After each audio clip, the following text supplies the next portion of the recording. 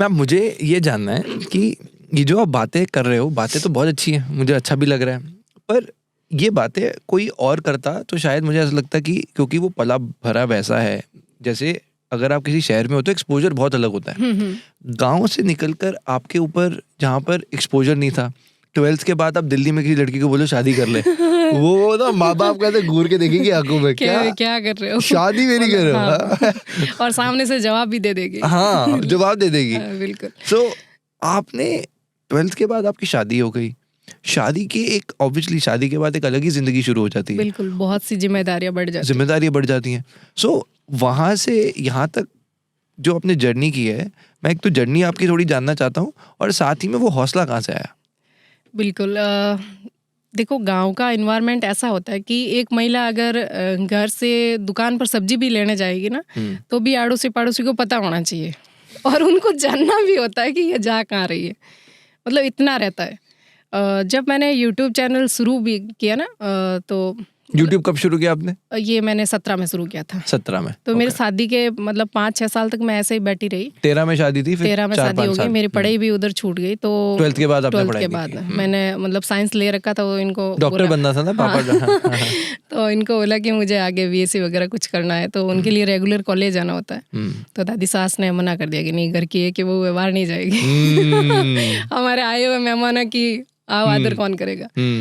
तो फिर छोड़ो भाई, जो ससुराल वाले नहीं चाहते हैं तो नहीं पढ़ेंगे। तो फिर लेकिन था ऐसा कि कुछ करना है, ऐसा क्या करें कि घर वाले भी खुश रहे और मेरा भी काम जम जाए। तो इस चक्कर में मैं काफ़ी काम ऐसे मैं ढूंढती रहती, कभी कहीं देखती, कभी कुछ देखती। लेकिन गाँव में भी ऐसा होता है कि हमें कोई इजीली कोई काम मिलता नहीं है। वहाँ तो झाड़ू पोछे का काम भी नहीं मिलेगा। मतलब बच्चों के ट्यूशन को लेकर देख लो, आज से 10-12 साल पहले ऐसा माहौल नहीं था कि बच्चों को ट्यूशन भेज देते हैं। और मैं बात भी करती ना ट्यूशन का, तो भी ऐसा। तो फिर एक दिन मैंने ये आर्टिकल देखा था न्यूज़पेपर में यूट्यूब के बारे में। तो वो आर्टिकल एक बच्ची के बारे में था, उनका ये था कि व्लॉग बनाकर डाल रहे हैं। तो मैंने इनसे, मेरे हस्बैंड से बात की कि यूट्यूब होता क्या है। तो इन्होंने कहा ये सोशल मीडिया प्लेटफॉर्म होता है जहाँ वीडियो बनाकर डालने होते हैं। तो मैंने इनसे पूछा ये वीडियो घर पे बैठ के बना सकते हैं क्या, कि कहीं भी बैठ के बना सकते हैं। तो मैंने सोचा ये प्लेटफॉर्म अच्छा है, घर में बैठ के अगर काम करना है तो बढ़िया है। तो फिर मैंने कहा तो मुझे भी यूट्यूब पे काम करना। तो वो सोच लिया यूट्यूब के लिए फ़ोन भी चाहिए, तो मेरे पास उस टाइम फ़ोन भी नहीं था। तो फिर ससुर जी को बोला कि फ़ोन चाहिए इनको। तो वो गए शहर और वो कीपैड वाला फ़ोन ले आए। तो उनको बोला कि ये फ़ोन नहीं चाहिए, फ़ोन वो स्मार्टफोन चाहिए और वीडियो बनाने हैं। तो फिर काफ़ी कन्विंस किया और समझाया कि ये वीडियो क्यों बना रहे हैं, कि नहीं ये कुछ नहीं है, घर में बैठ के जो खाना बनाती है उसी का वीडियो बना के डालेंगे। तो उस टाइम था क्या कि यूट्यूबर मेरे गांव में तो छोड़ो, भोपालगढ़ इतना बड़ा कस्बा था, वहाँ भी कोई क्रिएटर नहीं था। आज तो हर गली में आपको 4-5 क्रिएटर मिल ही जाएंगे, और इजीली घर वालों को कन्विंस भी कर सकते हो कि ये काम कर रहा है मैं भी कर रही हूँ। तो उनको समझाना बड़ा मुश्किल था। तो वो क्या बोलते थे, उनका क्या रिवोट आता था? उनका ये था कि वीडियो बनाने से आपको कौन पैसा देगा, इतना पागल कौन, ऐसा कौन पागल है दुनिया में ऐसा कोई पागल है क्या कि खाना आप बना रहे हो, मैं खा रहा हूँ, पैसे आएंगे। वो चीज़ थी, क्योंकि वो समझ नहीं थी कि भाई ये भी। अच्छा, ऐसे सोचो तो बिल्कुल ठीक बात है। उनके हिसाब से वीडियो बना रहे हो, एक जगह डाल रहे हो, पैसा हमारे पास। और फिर कईयों की ये गलतफहमी थी कि शायद हम रिचार्ज करवाते हैं और इनका वीडियो देखते हैं, शायद रिचार्ज वाले पैसे इनके पास तो नहीं जाते।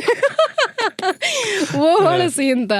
मतलब बहुत, मतलब उनके सवाल और कभी जवाब सुन के कभी हैरानी भी होती है और कभी मतलब हंसी भी आती है, कभी गुस्सा भी आता है कि ये बोल क्या रहे हैं। लेकिन वो उनकी समझ थी। ऐसे करके मैंने यूट्यूब चैनल शुरू किया। तो वो कन्विंस हो गए थे? हाँ, कि ठीक है, हाँ कर रही है, कर ले।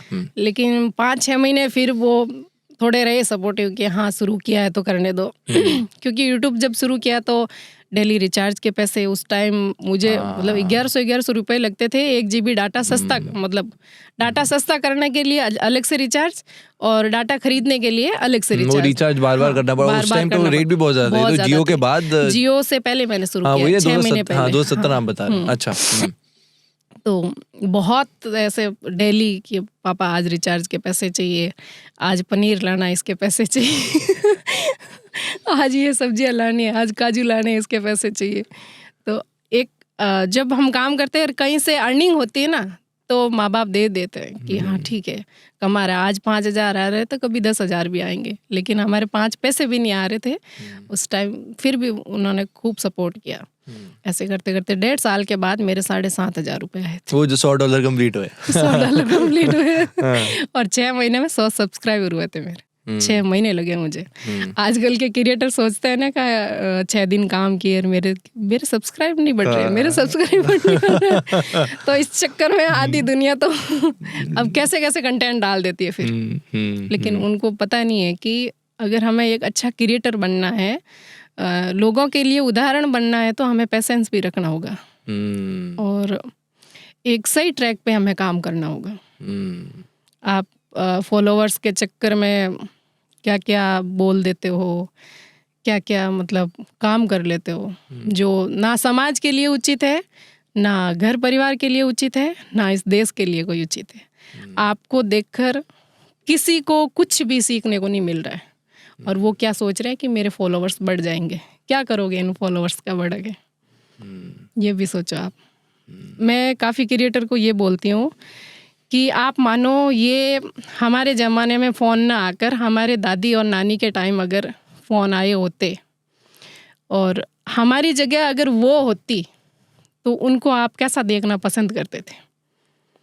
तो आप वैसा ही कंटेंट डालें जैसे आप अपनी मम्मी को, अपनी दादी को, अपनी नानी को कैसे कपड़ों में देखना पसंद करते हो, कैसी भाषा बोलते हुए आप पसंद करना चाहते हो, तो वैसा कंटेंट बनाओ। आप अपने को उनकी जगह रख कर देखो, क्योंकि आने वाली जनरेशन आप ही को देखेगी। जब आपके बच्चे बड़े होंगे, जब आपके भाई बहन बड़े होंगे, जब आपके रिलेटिव आपको देखेंगे, तो चंद फॉलोवर्स के चक्कर में अपनी इज्जत की धज्जियां मत उड़ाओ। क्योंकि पैसा है वो कमा सकते हैं, लेकिन ये इज्जत बड़ी महंगी चीज़ है। कितना भी मूल्य चुका देंगे तो मिलेगी नहीं। वो बोलते हैं ना, सेहत गई तो थोड़ा बहुत गया, धन गया तो कुछ नहीं गया, लेकिन इज्जत गई तो सब कुछ गया। तो अपना चरित्र, अपना व्यवहार ये आप अच्छा रखें। बाकी चीज़ें टाइम से आ जाएगी, नहीं भी आएगी तो कोई उसकी एक मन में गिल्ट नहीं होगी पैदा कि भाई ये मैंने क्या कर दिया। लेकिन आप अभी जोश में जो काम कर रहे हो ना इस उम्र में, एक टाइम के बाद आपको पछतावा ज़रूर होगा, मेरा मानना ये। काफ़ी स्ट्रॉन्ग ओपिनियन है। बिल्कुल। Very nice.